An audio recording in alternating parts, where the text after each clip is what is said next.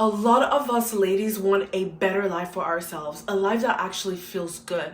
Meanwhile, we are battling, crippling, haunting thoughts that tell us things like, you're not good enough, you need to be perfect to start. People like, you never make it, you can't build wealth.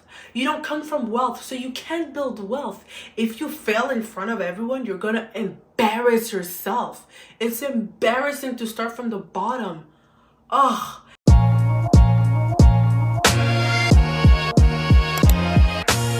Welcome to the channel. Third video, consistent queen. Who is she? She's consistent. She's consistent, okay? Welcome to Grow with Gracia, a channel where we're gonna be growing with grace and building our dream lives from the ground up, one decision at a time, one move at a time, you and me together. And I'm very excited for today's subject because it is something that I have been battling literally my whole life, and I didn't even know I was battling this up until probably last year. And so I kind of want to share with you guys some of the inner work that I've been doing in order for me to free myself from these demons finally, and hopefully help one person or two along the way. So let's get into the video. So a little disclaimer, ladies, if you see me looking down, I have my iPad and I took some notes, so that's why. When I learned about limiting beliefs, I think it was probably a year ago, I remember thinking to myself, wait, not everything that I believe is true? I was mind blown. And then when I started realizing what are limiting beliefs, I realized that I've been dealing with that my whole life. I just didn't know. I had limiting beliefs such as money is extremely difficult to make. You need to work 3 jobs to survive. Rich people all have a secret advantage. A rich parent, a rich uncle, a trust fund. Black people only become wealthy if they're celebrities, musicians, athletes, or influencers. The only way to be valued is to be beautiful as a woman. Women like me don't get wealthy unless we sacrifice ourselves. It's embarrassing to fail publicly. You must be perfect to start anything. Those are some of the limiting beliefs that I've been battling my whole life. Some, I tell you. Because I believe those things, I lived like that. My life reflected my limiting beliefs. Simple as that. I worked beauty-based job literally almost my whole life up until last year when I quit everything. That's another story.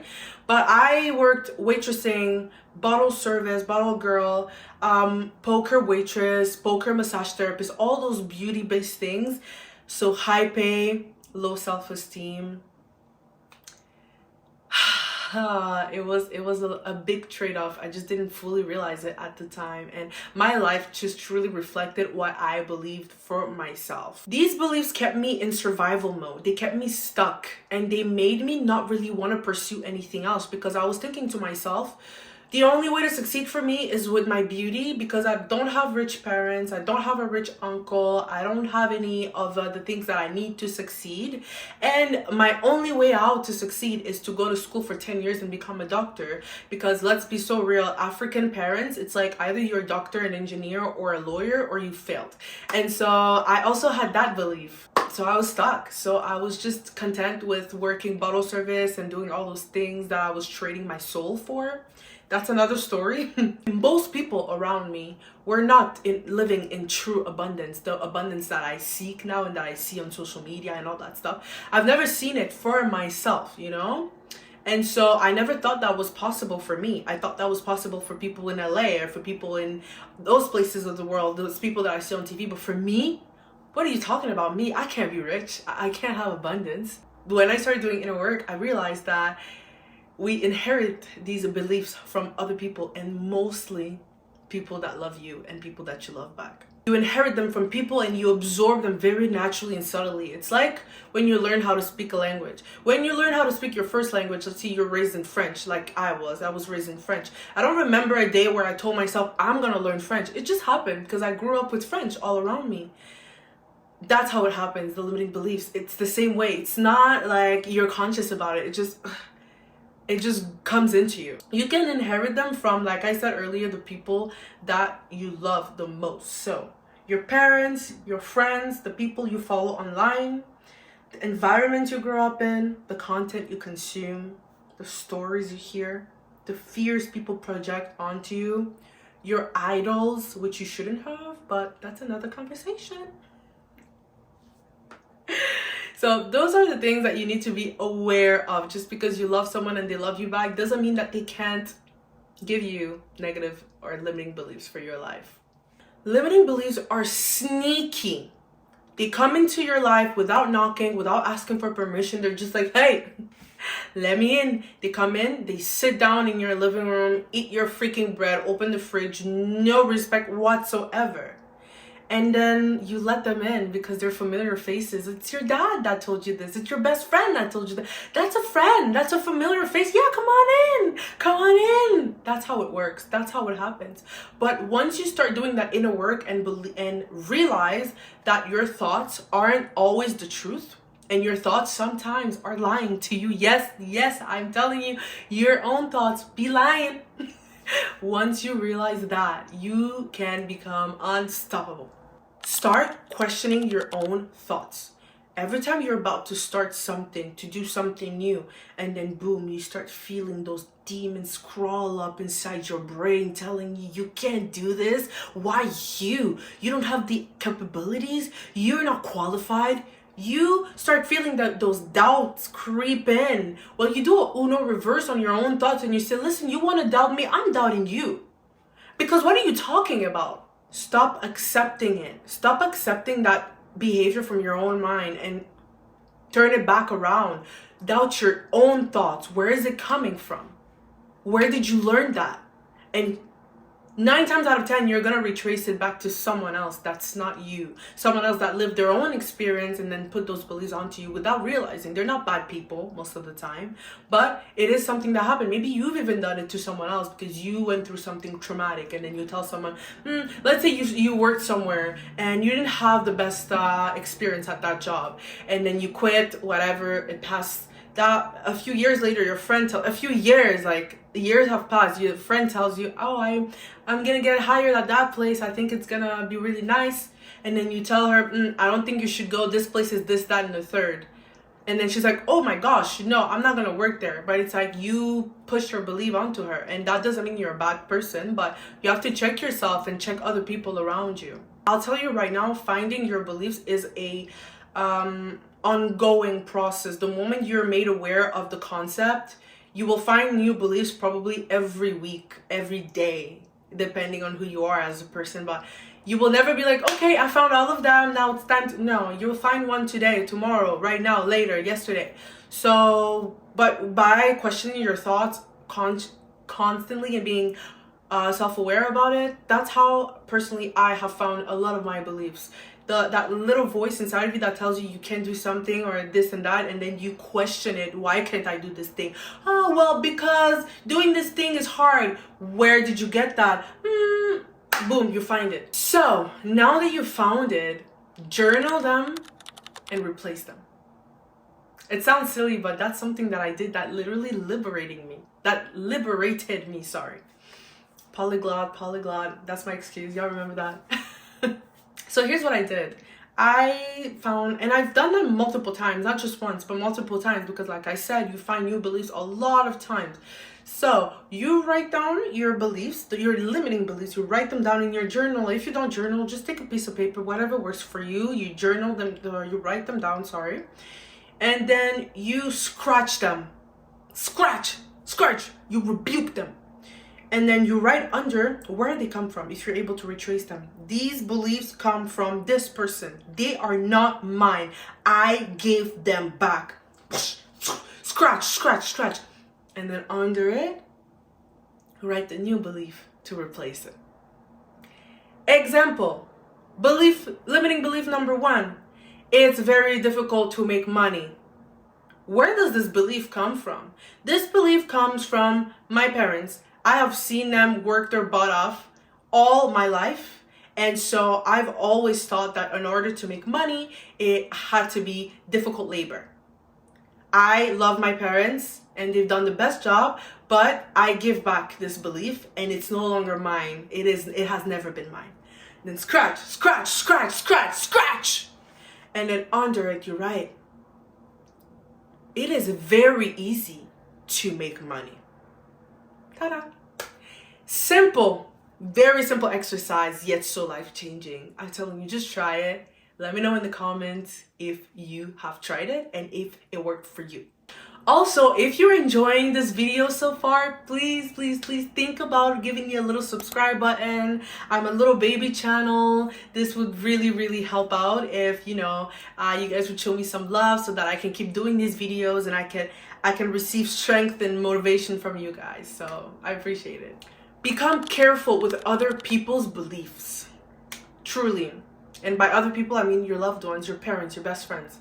I'll give you an example that happened to me in real time, because before I give you the example, I want to say, once you start really doing that inner work, especially the first point of questioning every thought and becoming hyper aware about limiting beliefs, you will start noticing. You will start noticing when other people have limiting beliefs, and you will start noticing when they're kind of trying to push them onto you.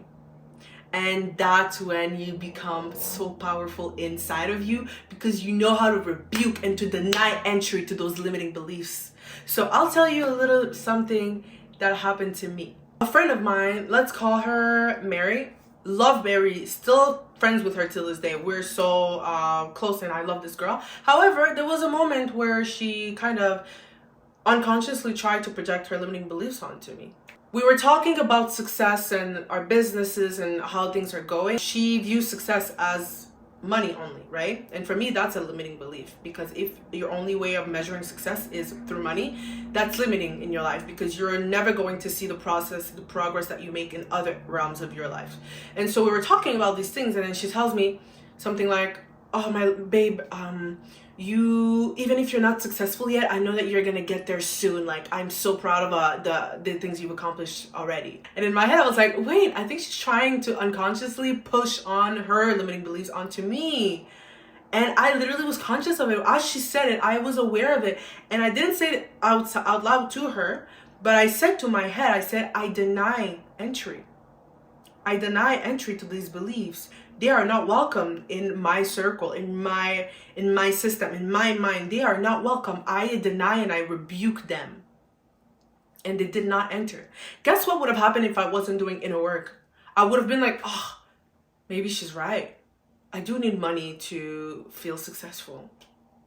And that would have made me feel sad, and that would have made me feel less. And then I would have carried that belief onto other things in my life. See how that works? She's someone that I love and that loves me and that supports me, but that happened. Now imagine how many times that happens every week, every year, especially if you're an extrovert and have a lot of people around you, lots of family members, lots of friends. You have twice as more chances of this happening to you. So you really have to be careful of your energy around people. You really have to be careful. Who do you listen to? Stop trusting your mind and start trusting your system. That has been working wonders for me. Let me explain. I see my future self as a real woman. She's real.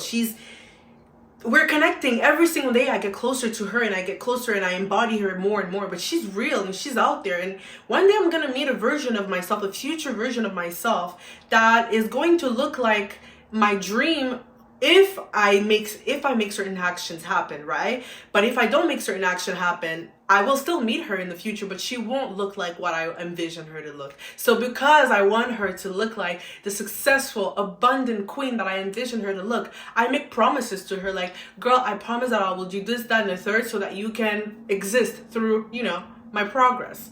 And so I make promises to her, and I'm a woman of my word. So if I make a promise to you, I'm gonna make it happen. So I promised my future self that I was gonna start this YouTube channel. The day that I started, brainstorming and all this and that and the third, and then I was like, okay, it's time to film. I had limiting beliefs telling me, what are you doing? You don't even know what you're talking about. You're new to this journey. Why do you stop? And I said to myself, okay, maybe it's true that I'm not ready. Maybe it's true that I'm not qualified. But you know what? I already promised. Yeah, because what can we do? I don't trust my mind anymore. I just trust my systems. I promise. What do you want me to do? You want me to break my promise now? We promised her. So, mine, sorry, but you gotta have to step aside. We're gonna do this. We're doing this. Simple as that. Last but definitely not least, give your limiting beliefs to God. Freely give them to God. He's going to take care of it. One of my favorite stories in the Bible is the story of Moses. When God called Moses to serve and to walk in his purpose, he had so many limiting beliefs. It was actually kind of even funny to read. I was reading them and I was like, same. I was relating it to him so much. He had a stutter. He was insecure. He had fear, self-doubt, and a limiting belief about his own capabilities. He was saying things to God, the God, like, me? Huh? Who, me? He was like, but who am I to go? Who am I? What if they don't listen? What if I'm not enough? And God didn't tell him, oh no, Moses, no, you're good, you're perf. No, Moses, stop, you're good, you're so perfect. No, he said to him, okay, and that makes me laugh so much. I don't know why, but he's like, okay, and I will be with you. I will be with you. Oh, but God, I don't know how to speak. And Lord said to me, but who has made man's mouth? Is it not I, the Lord? Therefore go and speak, because I will be with your mouth. Power! When I read that verse, I tell you, that's the verse that made me start my YouTube channel. I was like, that's it, I'm starting a channel. Because who has made man's mouth? I'm getting riled up because I love that story so much. So, God did not wait for Moses to heal. He didn't tell Moses, no, you don't have limiting beliefs. You're perfect. Okay, Moses, I'm going to wait for you to be perfect and then we'll start. He said, no. Yeah, you probably have those, true. But go anyway. You have to go anyway. If God himself doesn't require perfection from his servants, who in the heck are we to require that from ourselves? I'm sorry, like, I really need to know, like, because I've been doing that too, and I was like, wait, Moses had all those limiting beliefs in the beginning, but he did it anyway. He walked into his calling anyway, and Lord was with him through and through, and was telling him what to say, was telling him what to do, and he listened to the Lord.